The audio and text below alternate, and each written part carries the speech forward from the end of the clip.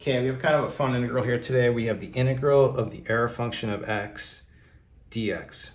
I thought this was a pretty unusual problem. I don't think I've ever seen anyone do this on YouTube, although probably a million people did it and I just didn't watch. But I thought it'd be interesting to do it. I don't know how useful it is, but it's kind of interesting that we can get a pretty nice solution for this. Now, before I start with it, I think we should get the definition for the error function, which is just going to be 2 over square root of pi. And then this part is related to the Gaussian integral. It's going to be going like 0 to x of e minus t squared dt. And so there's a lot of interesting things going on here. Like, first of all, what I like is if you take the limit of this as x is approaching infinity, then what happens here is this right here, if that's going to infinity, then this right here is the Gaussian integral, or half of the Gaussian integral, and it becomes square root of pi over 2. And then this is set up in a way that this is just going to cancel with this. When you multiply it out, then you're just going to get 1. So that limit is clearly 1. So that's a pretty nice property, but also we can get the derivative of this really easily as well.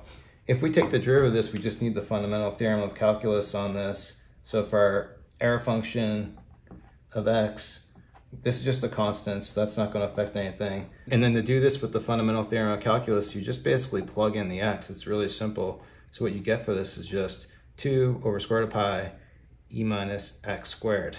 So we'll use this in a second, but what I want to do on this is we can just do integration by parts on this. I'll kind of create a 1 on here, and we can just do the DI method. And then if we we know how to differentiate this, so we'll take a derivative on the error function of x and integrate 1. Integral over here, this is just going to be x. Derivative here is the thing we just found, 2 over square root of pi e minus x squared. So part of our solution is going to be right here on the diagonal. We're going to have x, error function of x. And then here, this is going to be an integral. This part, of course, is a constant. So we have minus 2 over square root of pi. And then we're going to have x e minus x squared dx. But here, this thing is not too bad. We can actually just do a u substitution on this. What I'm going to want to do is, let's take minus 2 and bring it inside the integral. So when I do that, let's change this to a 1. And so now I have the minus 2 on here. Let me make a little space over here for our u substitution. So what I'm going to do, I think what we'll do is we'll set our u as this right here. So let's see, we'll do u equals minus x squared. Take a derivative, du is going to be minus 2x dx. So in doing this, we'll bring this part over. So we'll have x, error function of x plus 1 over square root of pi. Substituting on this, we're going to end up here, it's just going to be e to the u, and then everything else is going to be our du.